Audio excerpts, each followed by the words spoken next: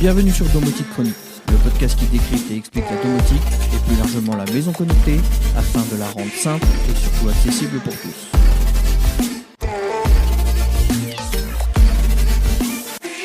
Dix années se sont écoulées depuis la dernière version du pont Philips Hue. Une éternité. Pourtant, la gamme reste leader sur le marché de la lumière connectée. Toutefois, sur ce marché très concurrentiel, la marque n'est absolument pas à l'abri. La communauté d'utilisateurs n'a cessé de répéter que cette limitation à 50 périphériques par pont reste une vraie galère. Philips a bien proposé dans des récentes mises à jour la possibilité d'étendre l'installation sur plusieurs ponts et de coupler ces ponts dans une même interface sous l'application pour simplifier les choses, mais il était temps d'agir et c'est chose faite. Après pas mal de rumeurs pendant tout l'été, la marque a officialisé son nouveau UBridge Pro au salon IFA de Berlin qui s'est déroulé début septembre. Cette nouvelle génération de ponts change du tout au tout. Non pas seulement la couleur qui passe du blanc au noir, le bouton qui change également de forme et devient plus grand, non, ce n'est pas qu'esthétique. Sous le capot, c'est une vraie révolution matérielle. Bon, il faut dire qu'il y a 10 années qui se sont passées entre la génération précédente et cette nouvelle génération. Mais nous avons sous le capot de ce nouveau pont d'excellentes caractéristiques techniques qui laissent envisager une longévité de produit probablement équivalente à la précédente. Avec 8 Go de stockage eMMC, un CPU quad-core cadencé à 1,7 GHz et 8 Go de mémoire vive DDR4, rien que sur ce dernier point, s'il fallait prendre un point de comparaison avec le pont de génération précédente, le UV2, qui ne disposait que de 16 mégaoctets de mémoire vive, le UBridge Pro dispose alors de 500 fois plus de mémoire, rendez-vous compte. Je vous laisse imaginer que sur cette nouvelle génération, la limitation des 50 périphériques attachés à un pont a sauté, fort heureusement. Mais ce n'est pas tout, ce nouveau pont introduit également une connectivité Wi-Fi, mais attention, quand on dit connectivité Wi-Fi dans le monde des objets connectés, bien souvent, on supprime le port Ethernet. Philips Hue a été suffisamment intelligent pour conserver ce port Ethernet qui pour moi reste la connectivité à prioriser, mais propose également une connectivité Wi-Fi dans le cas où vous ne pourriez pas positionner votre pont idéalement dans la maison avec une connectivité filaire. C'est vrai que parfois, si on veut le positionner en position centrale, c'est pas toujours simple. Le Wi-Fi peut aider grandement à ce positionnement en position centrale. Si vous n'avez pas cette problématique ou que vous avez la possibilité de tirer un câble réseau, je vous encourage vivement à conserver la connectivité filaire sur ce nouveau Bridge Pro de Philips Hue. Les présentations sont faites, ne nous attardons pas sur les caractéristiques techniques qui, vous l'aurez compris, changent du tout au tout, mais encore une fois, une décennie s'est écoulée entre les deux générations. Le hardware et les composants ont fait un bond en avant également. On est sur des composants de cette génération, des composants actuels. On n'est pas non plus sur une révolution technique, mais quand on compare ce que savait faire un pont Philips Hue V2 et les caractéristiques de ce nouveau pont, on se dit que on a pas mal d'années encore devant nous et que probablement ce nouveau pont est capable de bien plus. Et en effet, ce nouveau pont est bien capable de bien plus. Venons-en donc au concret. Que vaut vraiment ce pont Philips Hue? Comment migrer une installation? Est-ce qu'on perd quelque chose? Et quelles sont les nouvelles fonctionnalités possibles sur ce nouveau pont? Eh bien, voyons ça ensemble les amis, puisque je me suis exercé avec ce pont depuis sa sortie et j'ai fait pas mal de tests, j'ai basculé mon installation, bref, je vous en parle immédiatement.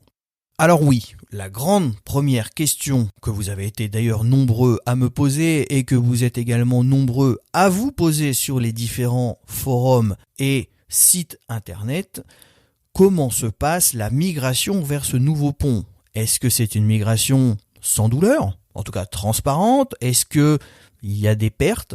Est-ce que ça se passe bien? Comment ça se passe? Et surtout, est-ce que on conserve bien les différentes configurations associées au service Philips Hue, qui est un service historiquement ouvert à beaucoup d'autres systèmes, Alexa, Google, HomeKit, la domotique bien sûr.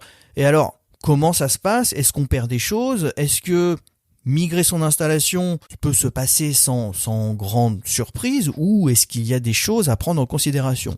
Eh bien oui, il y a des choses à prendre en considération, mais encore une fois, j'ai fait l'exercice pour vous et je peux vous donner pas mal d'informations sur ce sujet.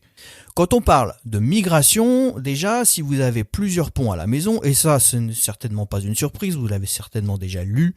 En tout cas, je vous l'ai mis, moi, dans le blog sur les différents articles que j'ai pu déjà écrire sur ce nouveau pont You. Il y a déjà une limitation, bien dommage, je dois l'avouer, c'est qu'il n'est pas possible de migrer une installation de plusieurs ponts vers ce pont. En tout cas, ce n'est pas possible pour l'instant. Philips Hue annonce probablement la possibilité de le faire d'ici le mois de novembre, en tout cas avant la fin d'année. Toujours est-il que pour l'instant, ce n'est pas possible. Il n'est possible de migrer une installation que depuis un unique pont vers ce U-Bridge Pro.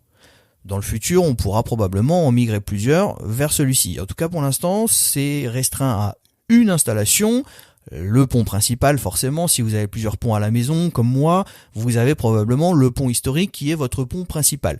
Eh bien, je vous encourage plutôt à migrer celui-ci en attendant, et l'autre restera dans votre installation, comme pont secondaire, comme c'était le cas avant. Ça va pas changer grand-chose, simplement, vous n'allez pas pouvoir migrer toutes vos lumières de la génération précédente vers ce nouveau pont. Il va falloir faire un choix entre vos différents ponts et choisir, le principal, en tout cas celui qui a le plus de périphériques. Alors vous avez le choix, vous pouvez démarrer sur une nouvelle installation. Bon, si vous avez pas mal de lumière à la maison, clairement ce n'est pas l'option à prendre.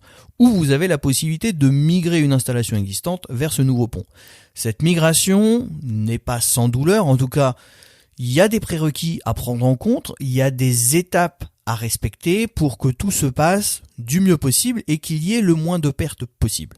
Premièrement, et ça c'est bien dommage, mais bon, ça se comprend aussi, si vous avez des lumières dites compatibles, Lidl essentiellement, INR ou Ikea. C'est les trois marques que je vois, il y en a d'autres forcément qui sont compatibles avec l'écosystème Philips Hue, mais si vous avez des lumières ou des accessoires qui ne sont pas de la marque Philips Hue, vous allez devoir les réintégrer après migration. Mais également, avant migration, vous allez devoir les débrancher pour que la migration se passe sans accroc. Alors, moi, j'ai choisi mon pont principal qui est essentiellement les lumières historiques, donc c'est majoritairement du Philips Hue, mais j'ai quand même eu quelques lumières Lidl dans l'installation, notamment des bandeaux de LED, et c'est vrai que, des fois, l'alimentation est dans un coffret, dans un faux plafond, c'est pas toujours pratique, donc il faut aller rechercher l'alimentation, le débrancher. Bon, déjà, premier point un peu gênant, avant d'entamer quelque migration que ce soit. Ensuite, les lumières vont être migrées. Vous n'allez pas perdre cette configuration des lumières dites compatibles. Elles vont être migrées simplement. Après migration, il va falloir les réintégrer. Elles sont toujours connues de l'application, mais si vous allez dessus, elles sont marquées comme inopérantes à réassocier. Il faudra aller dessus. Dans ce cas-là, il faudra forcément rebrancher l'alimentation, jouer une séquence de reset du bandeau de LED ou de l'ampoule. Alors, suivant la marque, il y a des séquences différentes. Sur les prises, il faut rester appuyé 5 secondes. Sur les bandeaux de LED Lidl, il faut les débrancher 3 fois. Alors, débrancher plutôt au niveau du connecteur sur le fil et non pas au niveau du transformateur qui, du coup, met du temps à décharger son électronique et peut perturber cette séquence de 3 fois on-off, donc je vous conseille plutôt de le faire depuis le fil électrique. Et puis, pour les autres marques, il faut regarder sur la documentation pour savoir comment on réinitialise la lampe. Donc, globalement, la lampe qui se réinitialise, elle se met à clignoter, elle est en phase d'initialisation. On relance la fameuse reconnexion qui est en fait une association bête et méchante dans You, sauf que votre périphérique reste connu et donc vous recréez le lien, vous recréez l'attachement et une fois réassocié, la lumière ou l'accessoire réintègre sa configuration, sa pièce d'affectation, bref, vous n'avez rien perdu. Autre point important avant de se lancer dans la migration, c'est de veiller à ce que tous ces appareils soient à jour. En théorie, vous avez la mise à jour du firmware qui est automatique si vous l'avez activé, donc vous n'aurez pas de souci à ce point-là. Dans tous les cas, l'assistant va scanner vos périphériques et vous l'indiquer. D'abord, l'assistant va vous scanner et vous retourner les périphériques qui ne sont pas des périphériques You et que vous devez déconnecter. Puis, dans un second temps, il va vérifier que tous les périphériques sont accessibles, ils devront être alimentés, et également que les versions de firmware sont correctes. Si toutefois il y a un périphérique qui n'a pas la dernière mise à jour, là aussi l'assistant va vous l'indiquer et vous pourrez procéder à la mise à jour avant de relancer l'assistant. C'est un assistant de migration qui est relativement bien fait, il faut l'avouer. Une fois que l'assistant, en tout cas toutes les étapes préparatoires ont été passées avec succès, vous pouvez lancer cette fameuse migration et vous allez devoir faire preuve de patience puisque vous en avez pour 20 à 30 minutes si tout se passe bien. Petit conseil au passage, n'effectuez pas cette migration le soir quand tout le monde est couché, puisque vos lumières déjà doivent être alimentées et vont se mettre à clignoter pendant une demi-heure par-ci par-là, pendant toute la séquence de migration. Donc, faites ça au meilleur moment, mais le meilleur moment, ce n'est pas très tôt le matin ou très tard le soir. Juste pour info.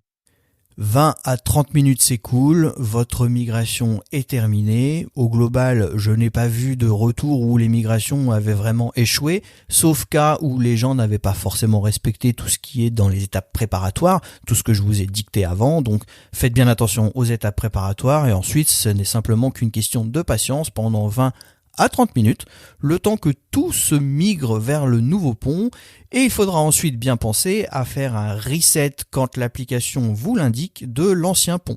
C'est une étape très importante, ne dites pas je conserve mon installation au cas où j'ai des défauts sur le nouveau pont, votre installation a migré, c'est déjà trop tard, vous pouvez procéder au reset de l'ancien pont et c'est même recommandé, fortement recommandé, faites-le immédiatement. Pourquoi ? Parce que cela peut causer, et l'application vous le dit aussi, cela peut causer des problématiques de reconnexion aux différents services des applications annexes. Tout ce qui va nous intéresser dans un second temps, l'utilisation, la continuité du service des ampoules Philips Hue avec Google Home, Amazon Alexa, Apple HomeKit ou la domotique Home Assistant. Donc faites bien ce reset quand il vous est invité de le faire. Un petit trombone dans le bouton, on appuie pendant 5 secondes environ et quand toutes les lumières s'allument, votre pont est réinitialisé et vous pouvez le débrancher. Venons-en probablement à ce qui vous intéresse le plus, comment ça se passe une fois migré dans les différents environnements annexes que sont Alexa, Google HomeKit et la domotique. Eh bien là encore, si la procédure s'est correctement bien passée, que vous avez bien préparé cette migration, que vous avez bien effectué le reset du pont quand il vous l'est demandé, vous n'aurez pas de problème, vous n'aurez simplement qu'à relancer les applications Alexa et Google Home et redemander une découverte des objets. Vous pouvez aussi le forcer dans les skills ou dans les applets connectés à Google Home, suivant l'appellation, suivant l'environnement, et vous relancez une découverte, mais sinon vous pouvez simplement invoquer l'assistant, lui demander de redécouvrir les services, et il devrait redécouvrir vos différentes lumières attachées au nouveau pont, finalement va remplacer les lumières existantes par les lumières nouvellement découvertes sous l'attachement du nouveau pont, et cela va être totalement transparent pour toutes vos routines et automatisations, que ce soit dans Google, Alexa ou Apple. Tout va refonctionner comme avant de manière tout à fait transparente. Du point de vue de la domotique Home Assistant, là aussi c'est plutôt transparent. Le simple prérequis à bien prendre en compte, c'est de disposer de la version mise à jour domotique du mois de septembre, la 2025.9.x, à minima la 2025.9, et vous allez avoir la continuité de service. Ce n'est pas une obligation d'avoir cette version avant d'effectuer la mise à jour. Si toutefois vous vous apercevez que vous avez fait la mise à jour du pont et que votre Home Assistant ne peut plus piloter vos ampoules Philips Hue, peut-être que vous êtes dans une version en dessous de la version de septembre. C'était mon cas. Vous faites simplement la mise à jour du coup vers la dernière version, la dernière version en cours qui est donc supérieure à celle de septembre, et vous allez pouvoir repiloter vos ampoules Philips Hue après redémarrage de la domotique, et vous verrez même dans l'intégration Philips Hue que le pont Hue Pro est découvert dans la liste. Donc en fait, simplement veillez à disposer de la bonne version de Home Assistant. Si c'est fait après coup, c'est pas grave. c'est pas une fatalité, vous faites la mise à jour de votre système domotique, vous relancez le système domotique et vous allez voir que votre nouveau pont va être de manière tout à fait transparente pris en charge et la continuité de toutes vos règles, de vos entités, de vos automatisations va s'exécuter comme avant puisque les ID d'entités vont rester les mêmes et donc tout à fait transparent, simplement vous avez rétabli la connexion avec le pont et donc ça continue. Petit aparté pour l'écosystème Apple. Alors, deux choses. Si comme moi vous aviez déjà réalisé l'association via Matter, dans ce cas-là, c'est également tout à fait transparent et vous allez avoir une continuité de service. Simplement après migration, vous ouvrez l'application HomeKit et vos lumières sont déjà associées et pilotables. Si ce n'est pas le cas et que vous utilisiez la version l'association HomeKit, il faut savoir que Philips Hue a abandonné cette méthode de connectivité. Alors ce n'est pas vraiment une surprise puisque maintenant la nouvelle génération, le nouveau standard de protocole, c'est Matter. Philips Hue étant compatible Matter, Apple HomeKit nativement, Apple faisant partie des grands géants à l'initiative de Matter, la connectivité passe maintenant par Matter. Si vous étiez en HomeKit, vous allez devoir refaire une association via Matter et vous devriez récupérer vos périphériques. Enfin, si comme moi, vous étiez déjà sous Matter parce que vous aviez basculé sous ce protocole à sa sortie, eh bien c'est tout à fait transparent et vous allez avoir une continuité de service sans surprise. Bon, finalement, la migration se passe vraiment bien. En fait, la seule petite problématique, c'est cette impossibilité pour l'instant de migrer plusieurs ponts vers ce Philips Hue Pro. Mais ce sera possible dans un second temps, c'est pas non plus gênant puisque vous avez quand même la continuité de votre ancien pont qui cohabite très bien avec le Philips Hue Pro et donc votre application fonctionne comme avant. Du point de vue des limitations, la limite des 50 est effectivement levée et on peut aller jusqu'à 200 périphériques sur un pont Hue Pro, donc pas d'inquiétude, 150 lumières et 50 accessoires plus 500 scènes lumineuses. Autant dire que normalement, vous n'aurez pas besoin d'associer un second pont Hue Pro dans votre installation. Un seul et unique devrait couvrir l'essentiel des besoins de la plupart des foyers qui ont aujourd'hui plusieurs ponts attachés à leur écosystème Hue. C'est une très bonne nouvelle. On attend simplement maintenant le fait de pouvoir migrer tous ces ponts d'un coup et ne pas avoir à revenir dessus après coup. Mais bon, j'ai fait l'exercice, donc je le referai quand la possibilité de migrer un second pont arrivera, donc je pourrai aussi vous en parler. Venons-en maintenant aux impressions après migration. Après quelques jours, même 2-3 semaines de migration, je peux vous faire un petit retour. Globalement, j'avais pas trop de ralentissement ou de problème avec mon pont précédent, mais je note tout de même une réactivité légèrement, c'est vraiment presque insignifiant, mais on sent quand même une meilleure réactivité, notamment sur les interrupteurs de première génération où parfois, en tout cas dans une pièce particulière de la maison, j'appuyais, la LED clignotait, mais les lumières ne changeaient pas d'état tout de suite. Là, je ne constate plus cette petite latence où je devais des fois appuyer plusieurs fois, 2-3 fois pour réveiller l'interrupteur ou relancer la séquence, en tout cas l'ordre, je ne sais pas. Mais en tout cas, maintenant, depuis passage sur ce nouveau pont Hue Pro, je n'ai plus cette problématique avec ce fameux interrupteur.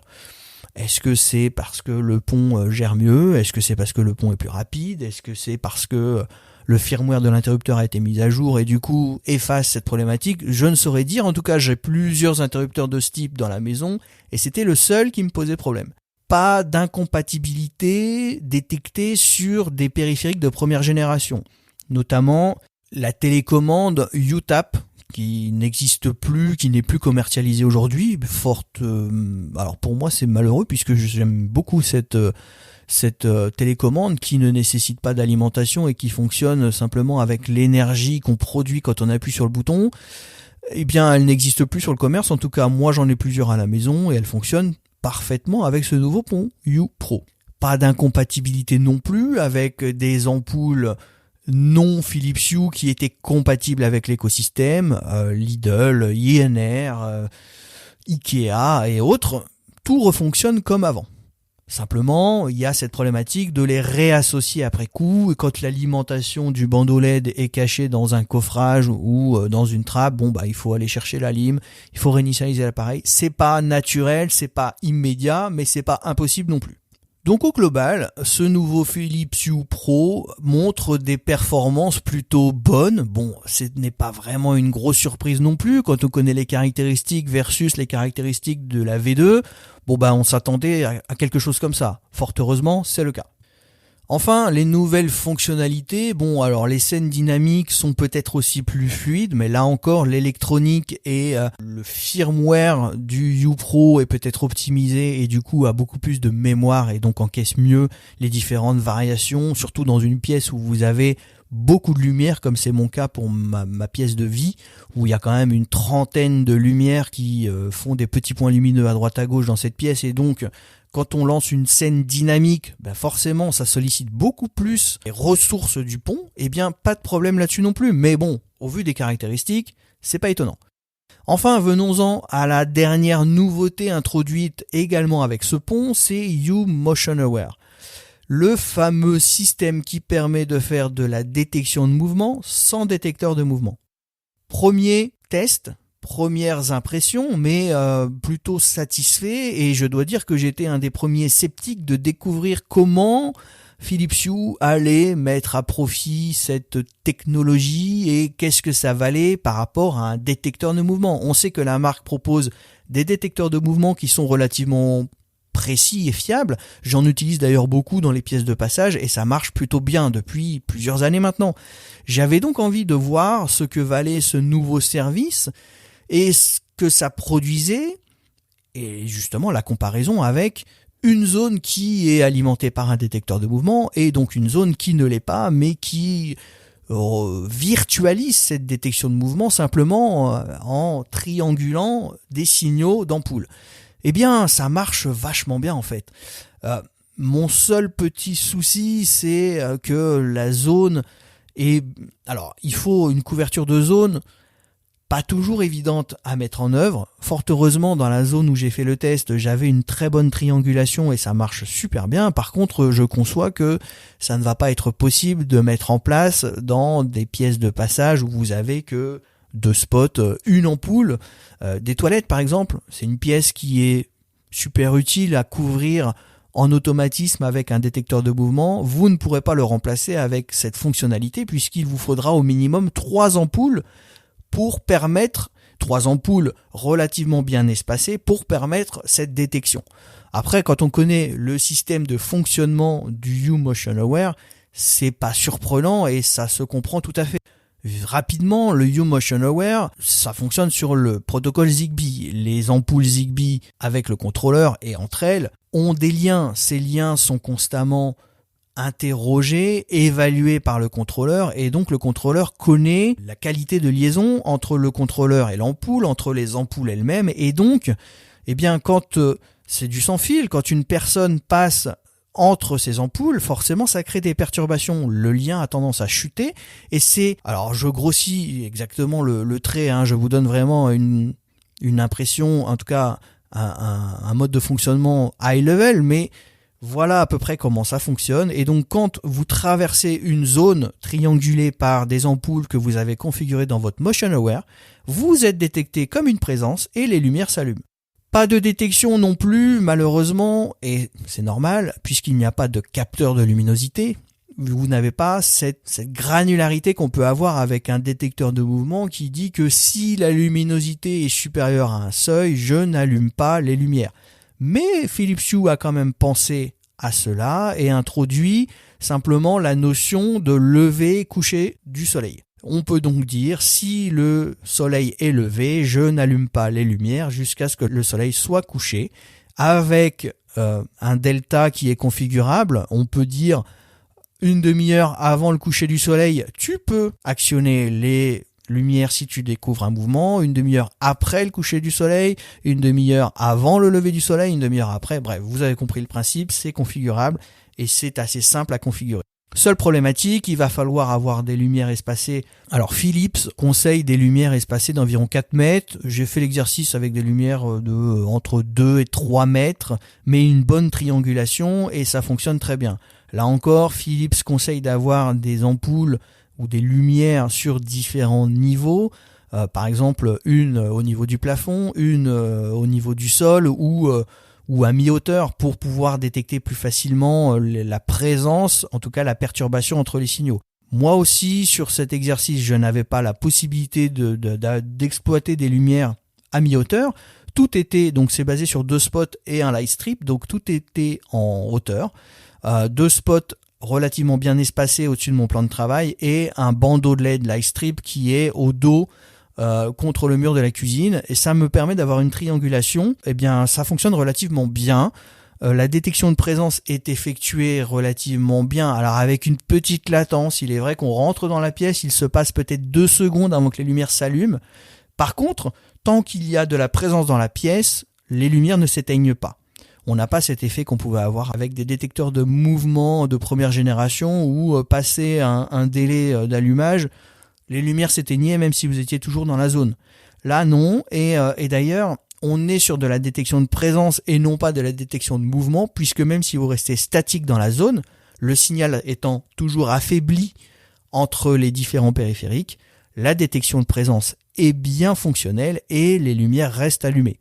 En gros, j'ai cela dans ma cuisine. Si je cuisine et je suis donc statique sur mon plan de travail et que je bouge très peu, je bouge mes mains uniquement, les lumières ne vont pas s'éteindre tant que je serai dans la zone, ça me détecte très bien. Par contre, quand je quitte la zone, suivant la temporisation que j'ai configurée, les lumières s'éteindront une fois le seuil atteint s'il n'y a plus de présence détectée. Donc YouMotion Aware, eh bien, un très bon ressenti, une fonctionnalité sympa qui ne va pas pouvoir s'implémenter partout au vu des prérequis nécessaires, mais ça se comprend tout à fait.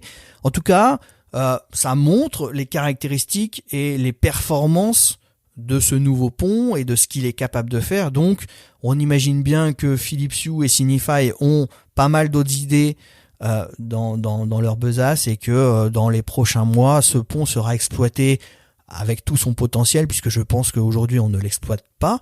Mais bon, 10 années se sont écoulées avant un nouveau pont, donc 10 années probablement vont encore s'écouler avant une prochaine génération, donc pas mal de nouveautés vont être introduites, et cette duplication des performances du pont va forcément amener à de nouvelles possibilités, de nouvelles fonctionnalités. En tout cas, YouMotion Aware, très bonne impression et très bonne première mise à jour intéressante, en tout cas hardware fonctionnel, de Philips Hue sur cette nouvelle génération Hue Pro. Maintenant, à voir dans le futur ce que Philips Hue et Signify nous proposent. En attendant, moi, je vous propose dans les notes du podcast, comme à l'habitude, pas mal de lectures annexes sur le test du pont, le déploiement du YouMotion Aware, comment effectuer votre migration et les différents prérequis que je vous ai énoncés ici, comment valider votre migration après coup, en tout cas les bonnes pratiques à adopter. Tout ça, c'est à lire, à prolonger l'exercice et la connaissance autour du sujet. Comme toujours, avec Domoblog, vous avez de la lecture annexe. Donc je vous invite à regarder tous ces articles annexes et moi je vous dis à bientôt pour un nouvel épisode.